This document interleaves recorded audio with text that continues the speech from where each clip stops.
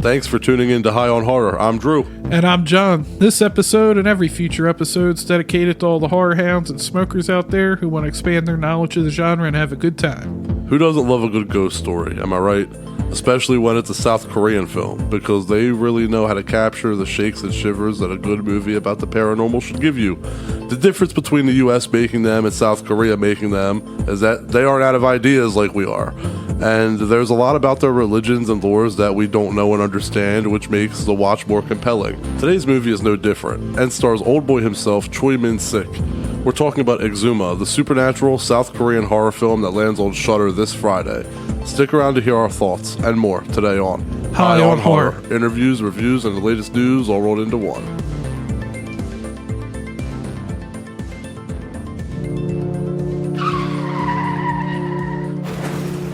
We're going to start off this episode with Strain Wreck, the segment of our show where we discuss what strain we're getting wrecked on.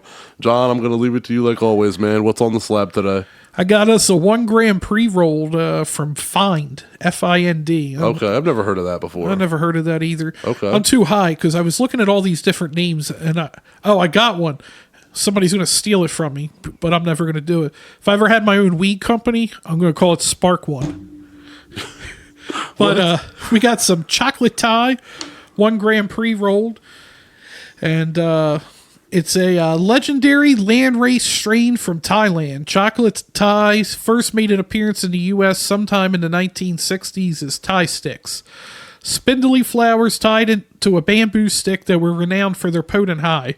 Old school heads remember these buds as a slender and airy medium to dark brown in color. Old school heads, not old heads, but old school heads. Okay. Hey, I read from Leaflet. Okay. And possession of unique chocolate coffee aroma. We'll see about that. Due to the fact that it was a long flowering, low yielding sativa strain that always produced male flowers and seeds, and was incredibly difficult to clone and grow, it is most likely that chocolate Thai no longer exists in its original form. There are several seed lines sold under the name, but these have either been crossbred to provide some stabilizing traits or are of unknown provenance. Oh, they hitting us with a $5 word at the end. Your feelings, creative, focused, energetic. The flavors, coffee, spicy / herbal, and nutty. Negatives, dry eyes, dry mouth. There it is, it's back. And paranoid. It is back. It's been a few weeks since we've gotten dry mouth. First review. This review is about the legendary chocolate Thai sticks from the 1977 to 1980 era. I obtained the genuine Thai sticks several times during this time period. At times, 3 large Thai sticks cost about $75. Each Thai stick had about 3.5 grams of sensei flower bud with the chocolate flower tops tied to a small bamboo stick. This potency had to be about 20+% THC. How does he know this? Potency was outstanding and impressive. You simply could not smoke more than 1.5 bowls per day. 1.5 bowls, okay. Yeah. The bud had an earthy, pungent smell and was perfectly cured. The intense sativa high from a half gram lasted about 5+ hours. Damn, we're about to be fucked up if this is true. What the fuck? It was neither speedy nor sleep-inducing, great for walking and hiking. The current strains available that ain't for us, bro. I ain't walking and hiking. We're going to bring the Zoom with us, and we're just going to walk and record this episode. They're just going to hear. I was just about to say, they're just going to hear us huffing. Yeah, it's going to be like that Homer Simpson scene where he's like 2 feet up the mountain and already used all the the like, did I make it? The current strains available have a similar high, but lack the intense quality of the genuine Thai sticks. The high was a dreamy, cerebral, and focused. Music sounded fantastic. I remember listening to Cream, Live Volume 2, White Room repeatedly. In a white room. The dreamy visual effects transported me to the Far East. The strain was highly coveted, hard to obtain, and disappeared after 1981. What in the fuck? How's this guy have to have something else in it, man. His shit had angel dust in it or something. What the fuck? But this is PCP. While you get it started up, I just wanted to bring up the movie that's being talked about right now as we record this. It's Saturday the 9th. This is going to air on the 11th. This episode, I mean.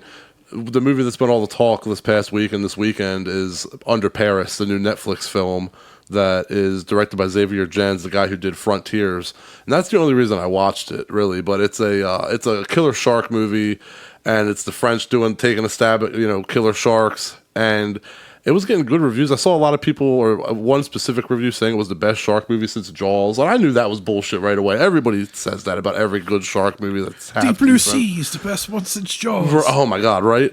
But yeah, I saw Xavier Gens did it, and I love Frontier, so I was like, hey, let's check it out. I'm going to check it out. So I watched it, and I have to say that I was definitely underwhelmed. I'm glad that he's getting his name out there and doing Netflix films because he's a solid director, but this was one of those, like, shark movies are always iffy. You know what I mean, bro? Like, whenever you're watching a shark movie that isn't Jaws, it's always iffy, and this kind of had the thing where everything that was good about it, there was something bad to, like, balance it out. Like, there would be like some genuinely holy shit moments in it, and then there's some like shitty jump scares where you're just like, whatever. So it's like for every good there was a bad, and then by the end it just got totally unrealistic, and there's really bad CGI in it.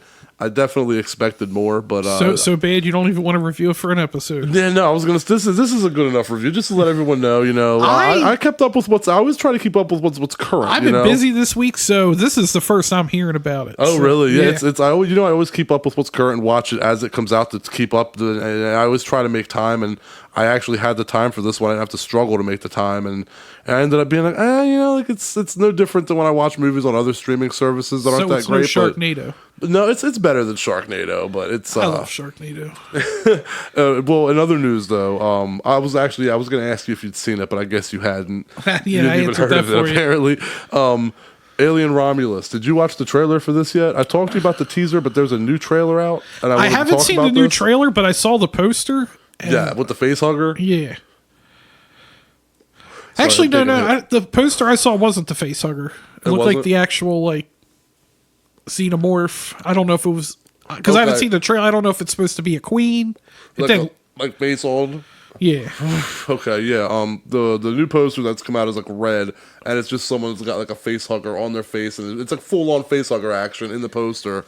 And Fede Alvarez, the dude who directed Evil, it's like the fact that somebody I remember that he got attached to that, and I've been excited for it. Right, because Ridley Scott did an amazing job, and obviously James Cameron.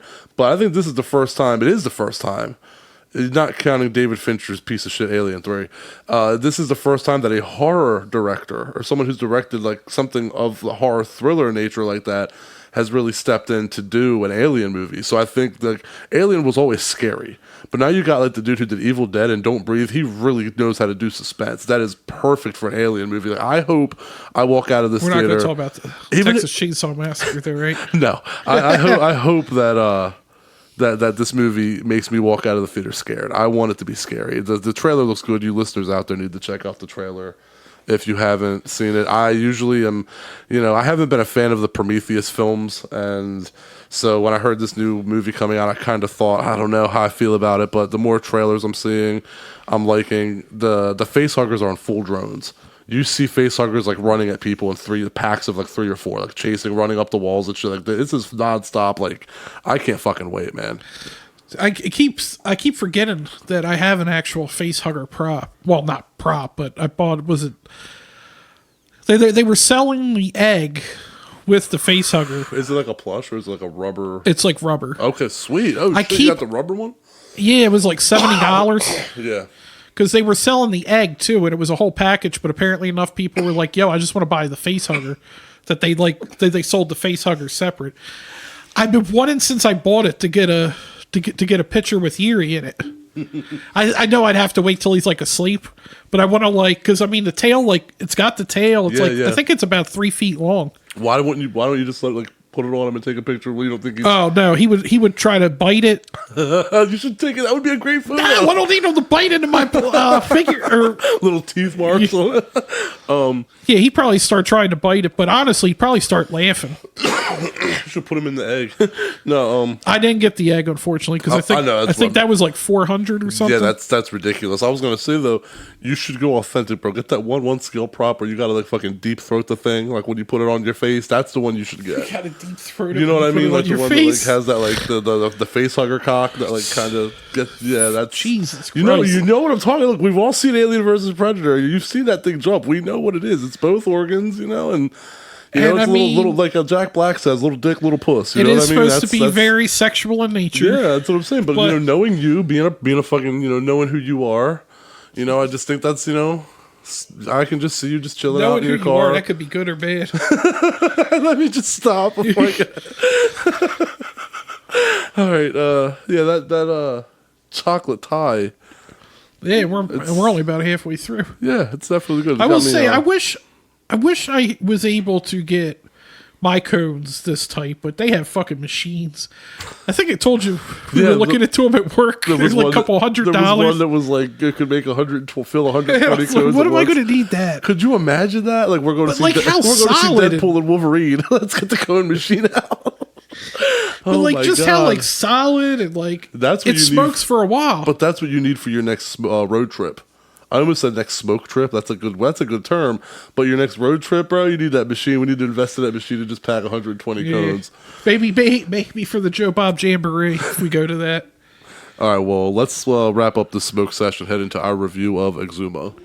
All right, so the movie goes like this. There's a famous Korean shaman named Hwa-rim, played by Kim Gu-on. I'm going to probably butcher these names, so forgive me. And her apprentice, Drew, you and I discussed this. I'm going to pronounce it Bong-gil. I'm probably so wrong, but Bong-gil it is. For the sake of this podcast, it's Bong-gil, and you know what? It might even be right. So. Maybe we might be right. I'm not often right, but I've never been wrong. To quote the Grateful Dead. What is it? Even a broken clocks? Yeah. Right twice a day, right? Played by Lee Do-hwa. They get hired by a wealthy Korean American family to figure out what's wrong with their newborn son, who's suffering from a mysterious illness. Damn, chocolate tie getting to me. Hwa-rim discovers it's a curse called Grave's Call, which is basically a vengeful spirit of an ancestor haunting the family, or as she worded it, them throwing a temper tantrum. Yeah. So violent temper tantrum, though. The head of the family, Park Ji-young, asks them to move his grandfather's grave to appease the spirit. To help with this, Hwa-rim brings in two colleagues, a feng shui master named Kim Sang-deuk. And that dude always... is he ripping on a pen, or is that a cigarette? It's a pen. I'm pretty sure it's a pen. Because sometimes it looked like a cigarette, but I'm pretty my sure man just immediately became my favorite dude when he just sitting there. They're talking about spirits. He just side mouth, just taking a hit out of his pen. I'm talking about feng shui. And this apparently he can taste dirt as well to tell you if it's okay or not. Because I think my notes were like homeboy eating dirt and ripping a pen. You know, I thought the same thing. You know, thinking back on it, because I watched it a few days before you, and I'm thinking back, and I thought it might be a cigarette, but then I thought that's kind of a long cigarette, and I don't remember. And you don't really see smoke come out of it. So I do believe that was a pen. Yeah, and that was actually pun unintended when I said "old boy over here." Eating dirt, and that was not actually done on purpose. And there's also a mortician named Young Gwen, played by Yoo Ha-jin. Sang-deuk is an expert in finding burial spots for rich people, and Young Yen runs a funeral home. When they first meet Ji-young, Sang-deuk gets a bad feeling because Ji-young insists on cremating the grave, which is in a remote mountain near the North Korean border. Sensing something's off, Sang-deuk wants to back out, but Hwa-rim persuades everyone to go ahead by saying she can perform a protective ritual. And so they start the ritual, and the digging goes fine until one of the workers accidentally cuts off the head of a snake with a human face. That shit made me jump at first. Yeah. I was like, what's up with this? What's up with this snake? And then it's so quick. It's like a quick stabs flash. You here. Ah! Yep. I'm like, wait, was that a fucking head with hair? Right. Which is a terrible omen. I wouldn't think it would be good. And it starts raining heavily. Also, everyone's digging frantically. I don't know if you noticed this, but one dude's just taking his sweet ass time, just pushing the shovel in gently, scooping the dirt where they're all like clawing. That's me. I knew you were going to say that. Like, that'd be me. I'd be like, all right, ain't nobody paying attention to me. I'll just, yeah, good job, everybody. Young Gwen insists on cremating the coffin once the rain stops, so they store it nearby.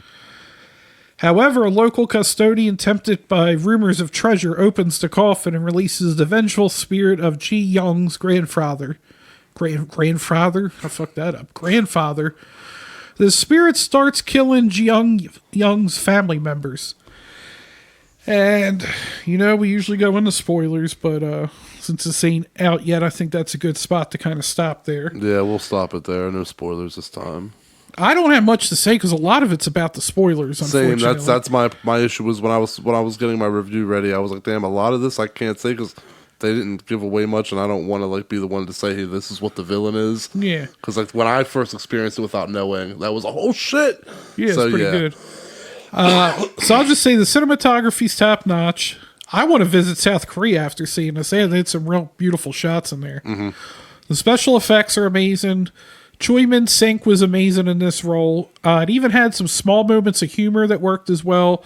The casket designs were awesome. Mm-hmm. I was worried about the runtime when it got halfway through because I feel like, granted this is a South Korean ghost story, but I feel like a lot of ghost movies are always around 2 hours and they don't need to be. I don't know what it is.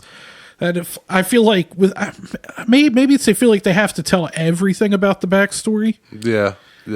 Or sometimes it takes a while to just build up a lot of suspense, to tell the story. And right. I will say, for me personally, I was a little confused at the ending when I first watched it, but then after reading up, it's South, like you said, a lot of South Korean lore that we don't know about. And then when I read, I went, oh, if I would have known that, it would have made sense. Yeah. After reading it, it makes sense. I know what you're talking about. I agree. I don't really have any complaints. I'd give it a 7.5 out of 10. Nice. Okay. Like I said, I want to say so much about this, but what can I say? I loved this movie. First word that comes to my mind is badass. The movie starts off creepy and eerie, and then it takes a gory, badass turn. I'm probably going to be saying badass a lot during this review, FYI. There's not much to complain about. It's beautifully shot. Even the horrific scenes. Jang Jae-hyun does another solid job of directing. The acting was genuine. Everyone shined. The biggest downfall was that I wasn't terrified like I expected to be because, South Korean supernatural horror has kind of set that bar. But I was also saying, fuck yeah, a lot in my head to what was happening. So, it was a trade-off. This is the polar opposite of My Name is Bruce. But My Name is Bruce is the only thing that I can think of that comes close to this. No, it's a cross between Ruben Galindo Jr.'s Grave Robbers, the Mexican slasher from 1989, and My Name is Bruce mixed together. And since I can't give away any spoilers, you listeners take that how you want, but the villain is badass looking. I agree with you, John. I think both of the coffins were absolutely badass looking. One was royally carved, that meant royalty. Yeah, that one was beautiful. Look like money, right?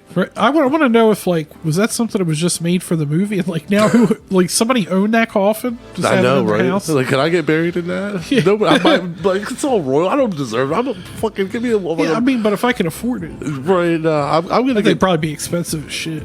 Bro, I'm gonna be in a wooden box. But anyway, yeah. And the other one kind of looked like Necronomicon. You had mentioned Prince of Darkness. I was thinking the Fede Alvarez Necronomicon. I was wrapped in barbed wire. That whole you just look at that and go, oh, that's no good. Anyway, that's all I can say. I would give it a 9 out of 10. I really like this movie.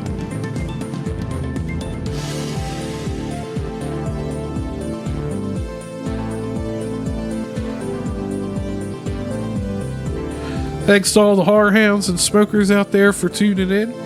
And join us next week, schedule pending, for Strangers Chapter 1. Not the original Strangers, the good one. From, 2008? Yeah. Yeah, the 2024 Strangers Chapter 1 that's already had all 3 chapters already filmed. Yep. And whether you like it or don't like it, part 2 comes out later this year. In the fall. So make sure to check that out. High on Horror 420, Instagram, Twitter /X, YouTube. We got all of our episodes go up there automatically now. So TikTok, right? Nope. TikTok. There's High on TikTok. Horror TikTok. Yeah. TikTok. I don't think it's fully banned yet. I don't know. Facebook, is that the other one? Yeah. I think that's all of them. High on Horror 420. Our premium Snapchat as well. That got me. I wasn't expecting that. Oh, jeez. High on Horror 420 for all your PPA questions. Damn, the chocolate tie coming back and making me want to cough again. I heard that tickle. And our website, highonhorror.com. And I guess before I cough more, that'll about wrap her up. Catch you later. Hit those like and subscribe buttons on your way out. See you all next week. Thanks for listening.